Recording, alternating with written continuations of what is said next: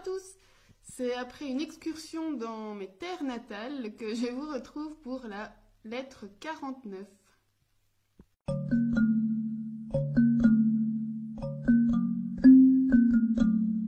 La lettre 49. Ce n'est pas la première fois qu'une lettre de Sénèque tombe à un moment particulier dans ma vie depuis que j'ai commencé la lecture des lettres, depuis la première jusqu'à maintenant, la 49e. Il arrive fréquemment qu'il tombe à des moments particuliers. Et c'est le cas aujourd'hui. En fait, Sénèque parle de Lucilius en disant qu'il est passé à un endroit qui lui rappelle un moment où il a dû faire ses adieux à Lucilius. Et il dit, en passant par cet endroit, ce souvenir s'est vraiment fait très très fort. Et justement, comme je disais dans l'introduction, je suis allée aujourd'hui dans ma région d'origine pour voir ma famille que je n'avais plus vue depuis 4 mois. Et donc voilà, ça tombait à un moment un peu particulier. Voilà, les coïncidences. Donc ici, Sénèque dit à Lucilius que certains lieux, justement, nous rappellent des amis ou des gens parce que des souvenirs communs y sont associés. C'est comme pour les personnes en deuil qui vont se rappeler du défunt par un vêtement, par la maison, par quelque chose qu'ils vont découvrir qui appartenait à la personne. Alors il dit ce n'est pas qu'on n'y pense pas d'habitude, mais là le souvenir se fait beaucoup plus vif et plus présent. Et donc Sénèque a été à Pompéi et c'est là donc qu'il avait fait ses adieux à Lucilius. Et son émotion l'a un peu remué malgré les efforts qu'il a fait, il dit, pour retenir ses larmes. Donc c'est vraiment quelque chose qui l'a pris et l'absence de Lucilius s'est fait forte à ce moment-là. Et il dit c'est comme si c'était hier, comme tous les souvenirs qu'on se repasse, on a l'impression que c'était hier et que ça fait pas si longtemps que ça. Et, voilà, c'est assez présent dans notre esprit. Il dit, j'ai l'impression que c'était hier quand j'étais à l'école, quand j'ai commencé ma carrière d'avocat, puis quand je me suis lassée de cette carrière, et puis quand j'ai dû arrêter. Il dit, infinita est velocitas temporis. Donc la rapidité du temps est infinie. Donc c'est vraiment ici, l'impression que ça passe à une vitesse voilà, très très rapide, vitesse rapide. Voilà, que c'est très rapide, on n'a pas l'impression que le temps est passé. Et il dit justement, on s'en aperçoit que quand on regarde en arrière. Parce qu'en fait, les transitions se font doucement. Et petit à petit, on n'a pas l'impression que le temps passe aussi vite. Et qu'en fait, quand on regarde en arrière, tout le temps qui est écoulé forme une masse. Et on a l'impression que ça a été comme si c'était hier. Il le répète plusieurs fois.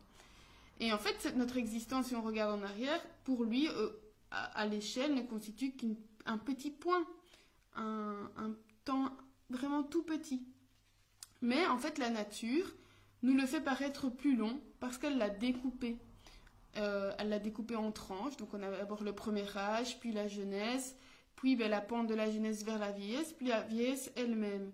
Et il dit beaucoup de paliers pour une montée si courte. Donc le temps en soi, le temps d'une vie est court, mais comme il est découpé en paliers, il nous paraît beaucoup plus long. Et il dit qu'avant, la rapidité du temps ne le frappait pas autant que ça. Mais ici, en fait, il se trouve dans une situation où il est plus vieux, il se sent proche de la fin. Et en plus, il est davantage conscient de ce qu'il perd. Donc il a ces deux choses-là qui le tracassent. Et donc, il dit, ça m'agace d'autant plus quand je me rends compte que j'ai vraiment plus beaucoup de temps et que le temps passe très très vite, qu'on perd du temps pour du superflu. Donc il revient par rapport aux lettres précédentes où il parlait des dialecticiens qui faisaient des jeux de mots agaçants et pour lesquels on perdait son temps. Et donc il dit, il reparle des dialecticiens qui lui en plus ça l'énerve parce qu'ils font croire qu'ils font quelque chose d'important.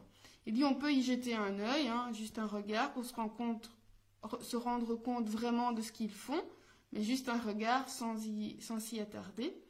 Il dit, mais enfin, pourquoi, il ne le dit pas comme ça, mais pourquoi est-ce qu'on va se casser la tête sur un problème qui finalement, il vaut mieux laisser tomber parce que ça ne va rien nous rapporter à part de perdre du temps, d'essayer de le dénouer et peut-être même de ne pas y arriver.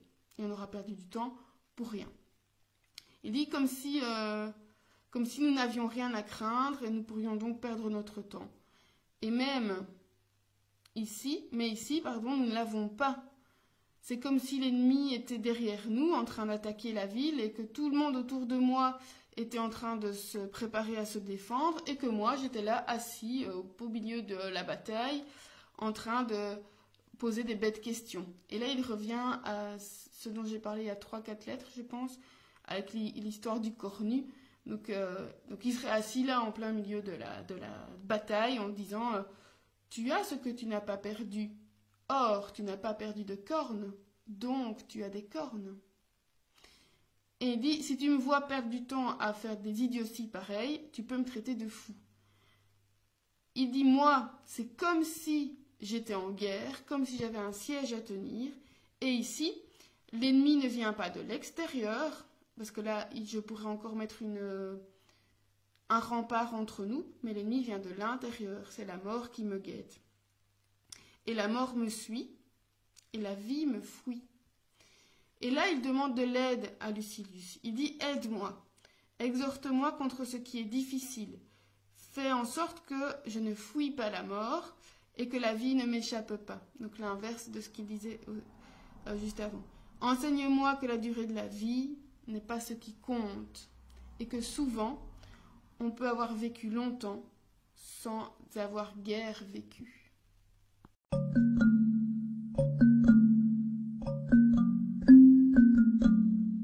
Il lui demande de lui parler simplement. La phrase que j'ai retenue, c'est Veritatis simplex oratio est. Donc le discours de la vérité est simple. Il lui dit, dis-moi quand je vais dormir, tu peux ne pas te réveiller. Quand je me réveille, tu peux ne plus jamais dormir. Quand je sors de chez moi, peut-être que tu ne reviendras plus. Ou quand je rentre chez moi, peut-être que tu ne sortiras plus. L'espace entre la vie et la mort est très mince. La mort est proche de nous partout. Et il dit, enseigne-moi tout ça, rappelle-le-moi. La nature nous a créés faciles à instruire. Nous avons une raison imparfaite, mais elle est perfectible. Donc, par l'apprentissage, par l'éducation. Et donc, il dit, parle-moi de la justice, de la piété, de la frugalité, de la pudeur par rapport au corps des autres et par rapport au sien, au mien. Va droit au but. Ici, c'est comme si Sénèque doutait de tout ce qu'il dit. Là, lui, il le sait, il en est convaincu. Mais c'est comme si à l'approche de la mort, de sa fin à lui, et ici, il se rend vraiment compte que ça passe très très vite. Comme s'il était un peu pris de court et il dit « Rappelle-moi ça, j'ai l'impression que je l'ai oublié, mais rappelle-le-moi ». Et donc, il demande vraiment de l'aide. Il dit plusieurs fois « Exhorte-moi, aide-moi, dis-moi que ». Et tout ça dans un langage clair. Je n'ai pas de temps à perdre. Il faut que tu me rappelles ça de façon simple et que je puisse comprendre. Sénèque serait capable de comprendre un discours peut-être plus compliqué, mais ici, voilà, il n'a plus le temps de ça. Donc, moi, je voulais revenir sur ce fait-là que quand on veut expliquer quelque chose d'important, on va essayer de le faire de façon simple, parce que c'est ce que les gens veulent, c'est ce qu'ils demandent, c'est ce dont ils ont besoin. Première chose. Deuxième chose, ce n'est pas parce qu'on sait quelque chose, qu'on a appris quelque chose ici, comme Sénèque, lui, il est capable d'aller dire ça à quelqu'un pour lui enseigner que la vie est courte, que ci, que là. Mais quand il s'agit de soi, on a peut-être parfois besoin de quelqu'un qui va venir nous le rappeler. J'en suis bien consciente moi parce que quand en tant que sophrologue, je vais aller donner des conseils ou des pistes aux gens et puis finalement j'ai tendance parfois à les oublier pour moi. Donc c'est quelqu'un qui va venir me rappeler, ah oui mais rappelle, tu sais que, et on dit les cordonniers sont les plus mal chaussés, donc voilà. Et parfois ça fait du bien justement de revenir sur soi. C'est comme si c'était notre autre nous-mêmes, on va dire, qui vient nous rappeler ce qu'on sait déjà. Et la troisième chose dont je voulais parler, c'est vraiment au tout début, quand il parle des souvenirs, et que le temps passe très très vite. Alors ça, bien sûr, en vieillissant, dépendra certains, c'est relatif bien sûr, si je suis vieille ou pas par rapport à l'âge que j'ai. Je me rends compte qu'il y a beaucoup de pans de ma vie, des souvenirs que j'ai perdus, mais qui reviennent de temps en temps, justement en voyant quelque chose, en allant me promener quelque part, ah oui ça, et alors des souvenirs qui reviennent. Et ça m'a toujours étonné cette différence qu'il y a entre les personnes au niveau des souvenirs, justement. Il n'y a pas longtemps, j'ai été à un souper où c'était les 20 ans, c'était un dîner d'ailleurs, les 20 ans de ma sortie de mon école secondaire. Et il y avait un garçon qui était là, qui se souvenait de tout. Il se souvenait de tous les profs qu'on avait, de qui était dans telle classe. Il pouvait quasiment me donner l'horaire que j'avais en dernière année, alors que moi, il y a des profs dont je me souvenais même plus. Voilà. Je dis, mais comment lui, il peut se souvenir de tant de détails, et moi, mais de presque rien. J'ai parfois l'impression que, voilà, c'est vraiment par bribes, comme ça me revient, des choses que j'ai complètement oubliées. Bon, est-ce que c'est important ou pas? Voilà. La question des souvenirs, chez moi, est intéressante. Et d'ailleurs, je me suis rendu compte que par rapport à ma formation en sophrologie et le fait que je pratique des séances, fait revenir des souvenirs dont... voilà. Puis après, il y a les souvenirs réels et les souvenirs fabriqués. Enfin, ça, c'est tout autre chose. Donc voilà, grand sujet qui est très intéressant, la mémoire, les souvenirs, tout ça. Et donc, appliquons-nous à utiliser un langage clair quand on le peut, quand nos idées sont claires. Et ne cherchons pas à compliquer pour le plaisir ou pour paraître intéressant, parce que ce n'est pas nécessairement ce que les gens attendent. Et qu'on peut avoir un discours clair par rapport à soi aussi. Hein, pas chercher à alambiquer les choses. On se retrouve demain pour la lettre 50, on arrive à la moitié. D'ici là, portez-vous bien ou à l'été.